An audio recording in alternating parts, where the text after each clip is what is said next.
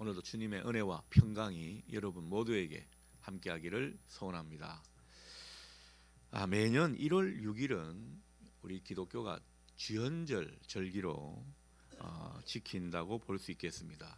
그래서 1월 6일은 무슨 예배나 행사가 있는 것은 아니지만 주연절 다음 주일부터 우리가 이제 절기를 지키게 되죠.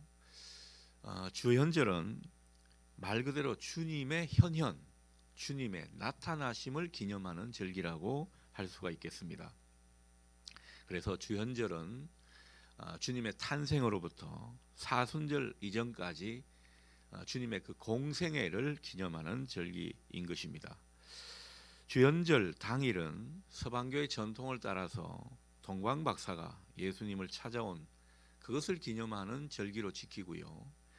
그리고 주현절 직후 주일, 주현절 첫째 주일이죠. 바로 오늘 주일입니다. 오늘 주일은 동방교회 전통을 따라서 주님께서 세례 받으신 그 사건을 기념하면서 절기를 지킨다고 볼 수 있겠습니다. 자, 그래서 오늘 주님의 수세를 우리가 생각하게 되는 것이죠. 여러분, 죄가 없으신 주님께서 세례를 받으셨습니다. 요한 사도 세례 요한에게서 말이죠. 죄가 없으신 주님이 세례를 받으셨다.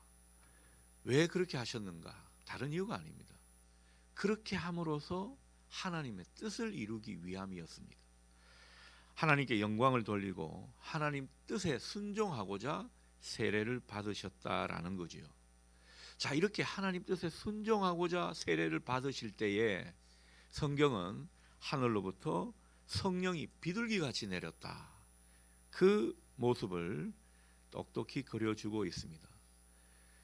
세례를 받으실 때 하늘문이 열리고 성령이 임하셨는데 그 성령이 임하신 사건을 우리가 성령 세례를 받으신 사건으로 기억을 하게 되는 것입니다. 이 성령 세례를 주님께서 받으실 때 얼마나 하나님의 사랑을 경험했는지 모릅니다. 하늘에서 하나님의 음성이 울려 퍼지셨죠. 그 가운데 하나님의 임재를 경험했고 또 하나님의 능력을 공급받게 된 것입니다. 자, 그래서 이 오늘 본문은 그 예수님의 수세 주일에 맞추어서 사마리아 지역에 복음이 전해지는 그 과정 가운데 성령이 어떻게 임했는가 우리에게 전해주고 있는 것입니다. 자, 사마리아 지역이라는 복음의 불모지 같은 곳에 복음이 전해졌습니다. 복음이 전해질 뿐만 아니라 놀라운 능력이 그곳에 나타났습니다. 하나님은 빌립이라는 분을 통해서 놀라운 성령의 역사를 그곳에 일으켜 주셨죠. 성령의 역사가 나타나는 까닭은 다른 게 아닙니다. 그 복음을 전하는 사람의 증언이 확실하다. 이것을 보증해 주기 위해서 성령의 역사를 일으켜 주신 것이죠. 자, 그래서 그 가운데 성령의 역사가 일어나니까 어떤 모습이었는가? 귀신 들린 사람이 치유를 받는 그런 모습을 보게 됩니다. 중풍병 환자와 지체부자요 장애인들이 고침을 받는 그런 모습도 있습니다. 그래서 그 사마리아 성에 있는 사람들이 그 모습을 보고 얼마나 기뻐했는지 모릅니다. 오늘 본문 앞 8절 말씀이죠. 그 성에 큰 기쁨이 있더라. 성경은 아주 짤막하게 기록을 해주고 있지만 얼마나 사마리아 동네가 기쁨으로 넘쳤는가를 우리에게 보여주고 있는 것입니다. 이렇듯 하나님의 구원의 사건을 경험한 사람들에게는 큰 기쁨이 있다는 것입니다. 복음이 전해지는 곳에는 성령의 역사가 나타나고 거기에는 큰 기쁨이 더해지는 것입니다. 올 한 해 우리 교회가 표를 정했는데 여러분 표가 뭐죠? 성령의 힘으로 나아가는 교회. 이 표와 함께 우리 교회에 큰 기쁨이 있기를 주님의 이름으로 축복합니다. 자, 그런데 이런 성령의 역사에 누구보다도 놀란 사람이 있죠. 마술사 시몬입니다. 이 시몬은 마술로 사람들의 마음을 미혹했던 사람이고 또 그것으로 인해서 얼마나 인기를 끌었는지 모릅니다. 어릴 때 뭐 하나 친구들 가운데서 이 마술 같은 이 묘기를 부리는 친구 있으면 굉장히 인기를 끌었지 않습니까? 그런 것처럼 마술사 시몬은 얼마나 인기가 많았던 셀럽인지 모릅니다. 자, 그런데 마술사 그러니까 뭔가 요즘 마술사처럼 눈속임에 아주 능한 사람 이렇게 생각할 수가 있는데 그게 아닌 것 같아요. 당신은 이 과학적인 지식에 눈이 어두운 그런 시대 아닙니까? 그런데 과학적인 지식에 조금이라도 밝은 그런 이치를 보이는 사람이 있다면 굉장히 그것은 주목받을 것입니다. 그런 사람일 수 있겠다라는 거죠. 아니면은 굉장히 그 주술적인 데 능해 가지고 이 귀신의 힘을 빌리는 이런 일을 잘하는 그런 사람일 수도 있겠다 생각이 듭니다. 아무튼 이 시몬이 어떤 모습이었는지 정확하게 성경은 기록해 주지 않지만 확실한 게 있습니다. 시몬은요, 자기가 그렇게 마술을 행할 수 있는 그 모습에 얼마나 스스로를 높이 평가했는지 모릅니다. 요즘 그 쉬운 말로 이 자뻑에 능한 그런 사람이었습니다. 대단한 사람이라고 스스로를 여겼다라는 거죠. 자, 이렇게 자존감이 높았던 사람이 오늘 13절을 보게 되니까 엄청나게 충격을 받습니다. 빌립이라는 복음 전도자를 통해서 하나님께서 표적과 큰 능력을 보여주셨는데 이걸 보고는 얼마나 놀랐는지 모릅니다. 자기가 기존에 사람들에게 보여줬던 마술쇼 같은 것은 너무 형편없고 너무 초라하게 여겨지는 그런 느낌을 받게 되었습니다. 어떻게 이런 능력을 보일 수가 있는가? 경외감이 들 정도였습니다. 그 이후로 마술사 시몬은 이 빌립이 전하는 하나님 나라 복음과 또 예수 그리스도를 믿기로 작정하고 세례까지 받게 되었습니다. 그리고 빌립이 가는 곳마다 얼마나 졸졸 따라다니는지 모릅니다. 그 하나님의 능력을 확인하기 위해서 그렇게 따라다녔습니다. 자, 그런데 얼마 후에 이 사마리아 지역에 복음이 전해졌다는 소식을 듣고는 예루살렘에서 베드로와 요한이 이곳을 찾아오게 됩니다. 오늘 본문은 그 내용으로 시작을 하고 있죠. 베드로와 요한은 사마리아에 있는 이 믿음의 사람들, 이 신자들도 성령을 체험하기를 바라면서 그들을 위해 간절히 기도했습니다. 마침내 그들에게 안수 기도를 하게 될 때 그들 가운데 성령이 임하시는 이 성령 세례 사건을 그들이 경험하도록 해 주었습니다. 성령의 이 역사가 또 나타나니까 사람들이 어떤 모습인가? 사람들이 눈물 콧물을 흘리면서 뜨겁게 회개의 기도를 드리는 모습입니다. 사람들이 막 방언 기도를 하기도 하고 신비한 체험을 경험하는 그런 모습도 있었습니다. 오랜 병마에 시달린 사람들이 치유를 경험하는 그런 것도 이 마술사 시몬이 목격을 했습니다. 사람들끼리 막 화해가 일어나고 용서하는 그런 일들도 성령이 역사하시는 가운데 일어났던 것입니다. 하나님의 터치하심으로 사람들이 얼마나 은혜로운 모습을 보이는지 모릅니다. 이걸 다 지켜본 시몬 놀라움을 금치 못하죠. 어떻게 이런 일이 있을 수 있는가? 자기가 뭐 이렇게 재주를 좀 부리니까 사람들이 좋아라 박수만 치는 정도인데 이거는 뭐 사람들이 막 뒤집어지는 역사가 일어나니까 얼마나 경이롭게 존경의 눈으로 사도들을 바라보게 되었는지 모릅니다. 그리고 욕심이 났습니다. 할 수만 있다면 나도 이런 능력을 갖고 싶다. 이런 욕심이 그 가운데 일었습니다. 사도들이 안수할 때 성령이 임하는 이 모습이 얼마나 부러웠는지 모릅니다. 자, 그래서 18절을 보면 이 마술사 시몬이 이 넘지 말아야 할 선을 그만 넘고 맙니다. 해서는 안 될 말을 하는 그런 모습이죠. 사도들에게 돈을 건네주면서 요청을 합니다. 19절을 보십시오. 사도님, 제게도 이 권능을 주셔서 제가 안수하는 사람마다 성령을 받게 해 주십시오. 그렇게 간청을 하는 모습입니다. 여러분, 이걸 보면 그렇죠? 시몬은 세례까지 받은 사람이지만은 온전한 믿음의 사람이 아닙니다. 어떻게 이런 말을 할 수가 있을까? 우리라면 아마 이런 말을 하지는 않았을 겁니다. 몰라도 되게 모르는 사람인 것 같아요. 어리석게도 하나님의 선물이라고 할 수 있는 값으로 살 수가 없는 그 성령을 자기는 돈을 지불하고서라도 사려고 했다라는 것입니다. 자기한테 제일 귀한 게 돈인데 그 돈을 주고서라도 그 능력을 자기가 소유하고 싶었던 것입니다. 시몬은 아직 하나님 세계에 대해서 무지한 사람같이 보입니다. 여러분 보십시오. 얼마나 영적으로 철없는 그런 어떤 행동을 하고 있는가라는 거죠. 아니나 다를까 이 일로 말미암아 이 마술사 시몬은 베드로에게 엄청난 꾸지람을 듣습니다. 20절에서 21절에서 우리가 확인해 보죠. 네가 하나님의 선물을 돈 주고 사겠다고 했느냐? 네가 돈과 함께 망할 것이다.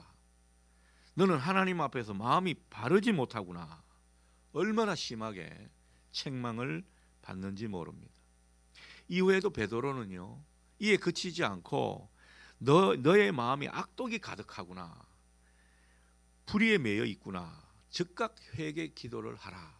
그렇게 아주 호되게 질책을 받는 그런 모습도 성경이 그려주고 있습니다.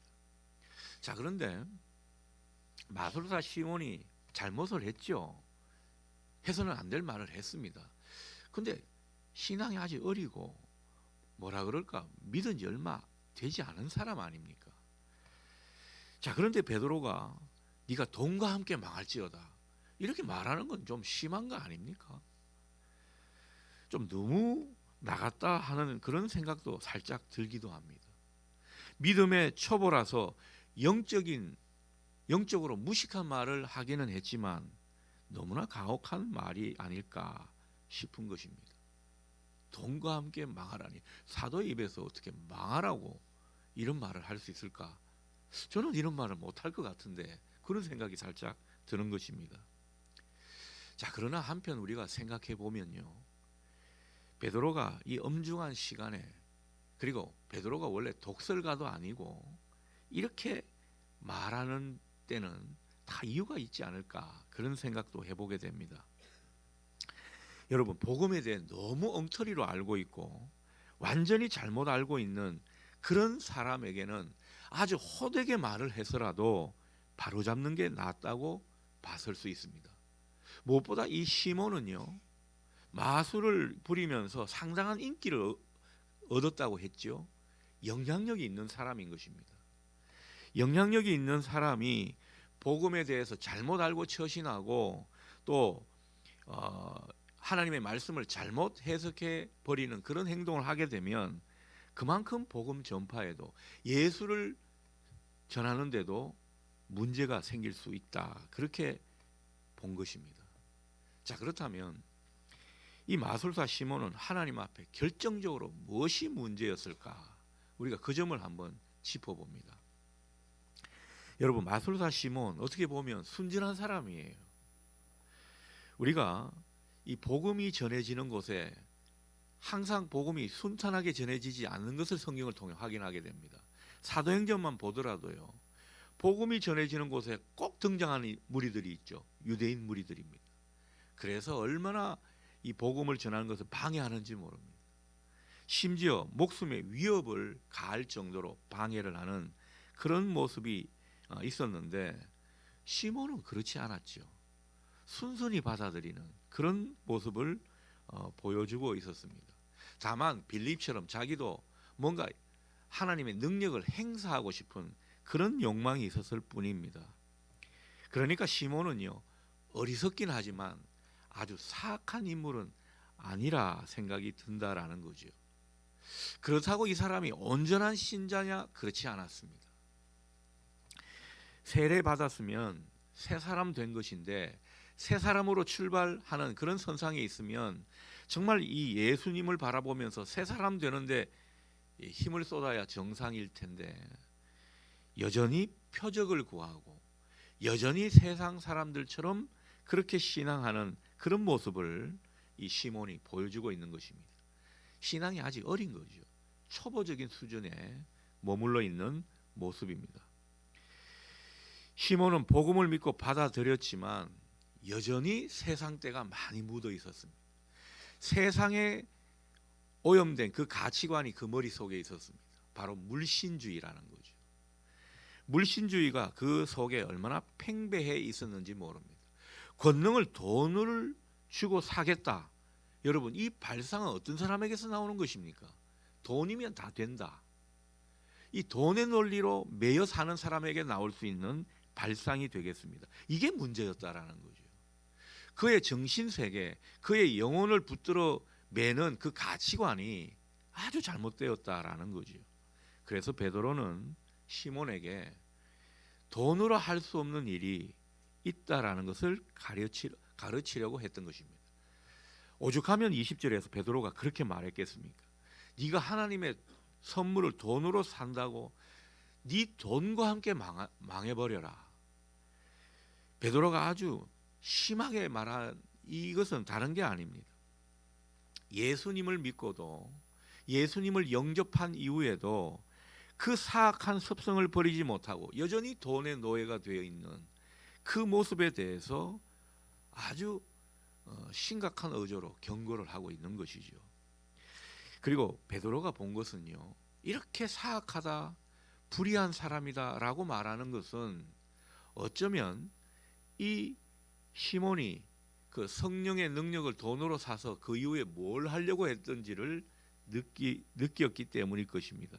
어쩌면 이 시몬의 마음 속에는요, 이 영적인 것을 가지고 돈벌이 수단을 삼고자 했을지도 모릅니다. 그러니 베드로가 이런 강한 어조로 충격요법을 주면서 그에게 이렇게 대처하고 있는 것이요. 돈으로 안 되는 일이 있다. 그것을 단단히 가르쳐주는 그런 장면을 우리가 확인하게 되는 것입니다. 여러분, 오늘 시몬을 보면서 또 우리 자신을 보게 됩니다. 많은 이 시대 그리스도인들이 떠오르게 됩니다. 여러분, 우리는 신앙한 지 참 오래되었습니다. 여러분, 우리가 뭐 집사님이라고 해서 저분은 신앙한 지 얼마 안 되구나 그렇게 생각하는데 집사 된 지가 뭐 한 10년, 20년 되고요. 의외로 우리가 신앙한 지가 오래되었습니다. 그런데 우리는 신앙한 지는 오래되었지만 하나님 나라를 소망하고 사모하는 뭔가 영적인 것을 중요하게 여기는 그런 모습보다는 여전히 세상 사람들처럼 눈에 보이는 것, 이 땅에 썩어질 것에만 온통 관심을 두는 그런 모습으로 신앙하고 있는 것은 아닌가 생각이 듭니다. 혹 우리도 돈이면 다 된다 이런 생각으로 살고 있지는 않습니까? 그 정도는 아니더라도 여전히 우리가 돈의 논리, 돈의 권세 앞에 굴복하는 모습으로 살고 있는 것은 아닌지 우리는 되돌아볼 수 있어야 할 것입니다. 만일 우리가 신앙을 함에 있어서 그 신앙을 내 흑이진 욕망을 채우는 도구로 사용한다거나 세속적인 이기심을 채우는 수단으로 사용한다면, 아니면 우리 자신을 더 크게 하려는 목적으로 신앙하고 있다면 우리는 정말로 하나님 앞에 진심으로 회개해야 할 것입니다. 우리는 이 점을 되돌리면서 하나님 앞에 더 가까이 나아가야 할 거라는 거죠. 여러분, 그래야 이 안에 성령의 힘으로 나아갈 수 있습니다. 그래야 우리가 하나님께 진짜 은혜를 얻을 수 있다 말씀드리고 싶습니다. 우리가 회개하면 어떻습니까? 오늘 22절 보니까 그러므로 너의 이 악함을 회개하고 주께 기도하라. 혹 마음에 품은 것을 사하여 주시리라. 주님은 우리에게도 오늘 이 시몬을 보면서 우리 자신을 보라고 하고 그리고 회개하며 기도하라고 말씀하시고 있습니다. 회개하기만 하면 긍휼이 많으신 주님은 분명히 용서해 주신다고 약속하십니다. 그러니 여러분, 우리가 새해를 이게 새롭게 출발했는데 아직도 묵은 때가 우리 가운데 있는 것 같아요. 아직도 회개하지 않은 것이 있는 것 같아요. 여러분, 회개하면서 새롭게 이 한 해를 주님과 함께 발걸음을 내딛는 저와 여러분 되실 수 있기를 바랍니다. 여러분, 안타깝게도 이 시몬은요, 베드로가 그렇게 충격요법을 쓰면서 회복시키려고 회개 과정을 밝게 해주려고 그렇게 예를 썼는데 그 이후에 어떻게 했을까요? 오늘 본문을 읽으면 마치 이 사람이 회개했을 것 같죠? 그렇지가 않습니다. 철저한 회개와 그리고 진실한 회심의 과정을 시몬은 소홀히 했습니다. 그 결과 시몬은요, 끝내 교회 적대자가 되고 말았습니다. 거짓 교사가 되고 말았습니다. 사탄의 노예가 되고 말았다라는 거죠. 여러분, 우리가 회개하게 되면 의인이 되고요, 회개하지 않으면 사탄의 노예가 될 줄 믿습니다. 그러니 얼마나 회개가 중요한 것입니까? 오늘 본문을 보면서 그런 생각이 듭니다. 참으로 무서운 것이 돈이구나. 돈은 정말 우리에게 필요한 것이고 중요한 것이지만 이게 잘못 인식하고 잘못 사용하면 망하게 되는구나, 그런 생각을 우리는 하게 됩니다. 여러분, 시몬은 결국 돈 때문에 망하게 된 것입니다. 돈 때문에 사탄의 노예로 전락하고 말았다라는 거죠. 돈은 두 가지 얼굴을 한다고 하죠. 잘 쓰면 하나님 나라 보화를 쌓는 수단이 될 것입니다. 우리의 현실의 행복을 보장해주는 귀한 물질이 될 것입니다. 여러분, 돈이 있어야 좋은 일을 하지 않습니까? 돈이 있어야 인간관계도 좋게 할 수 있는 것입니다. 그래서 이 돈은 참 필요한 것이에요. 돈을 선용하면 아주 유익이 된다 말씀입니다. 하지만 이 돈이란 것에 우리가 지배를 당하게 되고 그 돈의 논리에 우리가 파묻혀 있게 되면, 돈이면 다 된다는 식으로 살아가게 되면 여러분, 이것은 영혼의 치명적인 문제를 일으킵니다. 우리 신앙을 갉아먹게 합니다. 신앙이 아예 무너지게 만드는 것입니다. 그래서 하나님께서 때로는 우리에게 정신을 차리라고 매를 드시고 연단을 하시는 이유도 바로 이 돈에 지배당하지 말라고 우리에게 경고하시는 것입니다. 여러분, 돈의 논리에 지배되는 인생, 그런 세상은 끝내 안 좋은 결과를 보게 된다는 것, 여러분 기억하실 수 있기를 바랍니다. 우리 기독교인은요, 세상은 돈으로 다 되는 것이 아니다, 이걸 보여주는 사람들입니다. 돈으로 살 수 없는 중요한 가치가 있음을 믿고 사는 사람들이 바로 기독교인입니다. 여러분, 우리가 돈이면 다 된다고요? 천만의 말씀입니다. 저도 사실 돈이 필요하고 돈이 없으면 궁해가지고 이 돈 때문에 뭐라 그럴까요? 전전긍긍할 때도 있습니다. 그러나 늘 기도하는 것은 이 돈의 논리에 매이지 않게 해달라고, 돈에 지배당하지 않게 해달라고, 돈보다 더 중요한 하늘의 가치를 구하며 날마다 주님 앞에서 살아가게 해달라고 몸부림치며 기도하는 사람입니다. 여러분, 돈이 필요하기죠. 정말 귀하게 쓰이면 좋은 것이지만 돈 때문에 망하는 일은 없어야 될 줄 믿습니다. 여러분, 한 분 한 분이 정말 돈보다 더 중요한 하늘의 가치를 마음에 품고 살 수 있기를 바랍니다. 여러분, 돈보다 더 중요한 하늘의 가치가 무엇입니까? 하나님을 온전히 섬기면서 그 뜻을 받드는 일입니다. 이게 얼마나 중요한지 모릅니다. 생명을 사랑하고 살리는 일이 바로 돈보다 더 중요한 하늘의 가치인 것입니다. 우리 영혼이 자라게 하는 일, 여러분 이 일을 귀하게 여기십시오. 또한 다른 사람을 위해 선한 일을 하고 좋은 이웃이 되어주는 것, 이것도 정말 귀한 하늘의 가치인 것입니다. 여러분, 우리 삶에서 이제는 우리가 하나님의 의를 좀 나타내 보이십시다. 나 때문에 예수 믿는 그 복음 전도가 막히면 안 되지 않습니까? 나를 통해서 하나님의 의를 나타내 보이고, 그리고 이 모든 일을 위해서 내 안에 예수가 살아있게 하는, 늘 예수님이 살아있는 사람으로 살아가는, 그것이 바로 하늘의 귀한 가치인 것입니다. 이 가치를 안고 사는 저 여러분 되실 수 있기를 바랍니다. 여러분, 하나님은 이런 사람에게 큰 은혜를 주시는 것입니다. 큰 은혜를 주실 뿐만 아니라 큰 기쁨이 그 삶 속에 있게 해 주실 줄 믿습니다. 남들이 알지 못하는 그런 기쁨을 안고 사는 그런 즐거움이 있다라는 거죠. 80년대 민주화 운동 시절에 어떤 목사님이 이 남산에 있는 중앙정보부에 끌려간 일이 있습니다. 그때는 정부에 대해서 조금이라도 다른 소리를 하면 막 잡아가던 그런 시절 아닙니까? 이번에 이 대통령이 계엄령을 선포한 데는 이제 이런 역사적인 어떤 트라우마가 있는 것 같아요. 그래서 이 목사님이 치조를 받다가 한 번씩 고문을 당하기도 했는데, 목사님도 인간인지라 날이 갈수록 낯빛이 어두워지고요, 영혼이 파리해져가는 그런 모습이었습니다.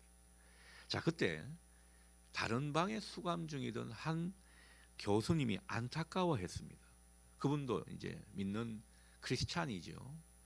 옛날에 그 서울대 교수 한한상 박사라고 있습니다. 그분이었는데, 그분이 이 목사님이 성경책도 없이 이 시련을 잘 이겨낼 수 있겠나, 그런 걱정이 들었다고 합니다.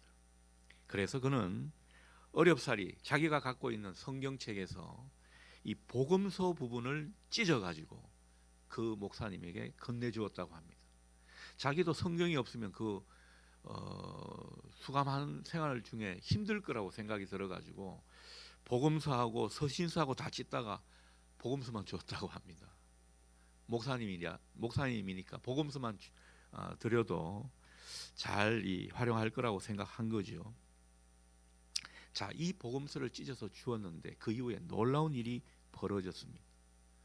이 쪽성경을 건네받은 그 목사님이 그때부터 그 방 안에서 찬송가를 부르고요, 또 기도도 얼마나 뜨겁게 하는지 모릅니다. 난리도 아니에요. 혼자 붕해를 하고 있습니다. 치조받으러 나갈 때도 얼마나 당당한지 모릅니다. 고문을 당하고 돌아와도 아주 위풍당당하게 돌아옵니다. 마치 수감 생활하는 사람들 중에 자기가 제일 어른이냐, 얼마나 위풍당당한 모습인지 모릅니다.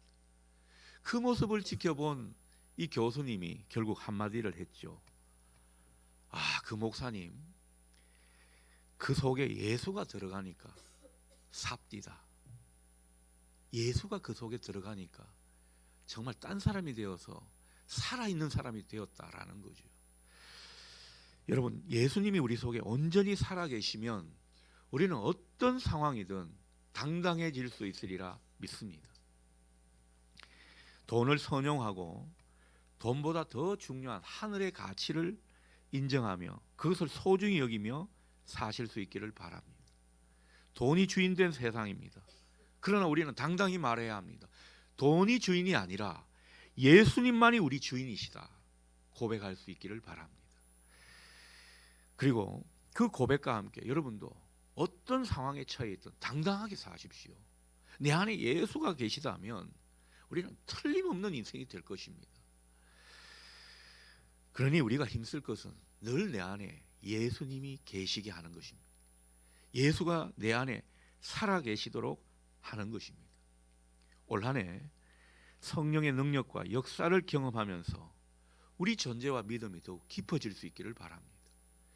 그리고 늘 당당하게 하늘의 사람으로, 내 안에 예수를 온전히 모시는 사람으로 살아가시는 저와 여러분 될 수 있기를 축원합니다. 아멘. 사랑하시는 주님, 돈으로 모든 것을 할 수 있다는 어리석은 생각을 버리게 해 주옵소서. 돈의 힘을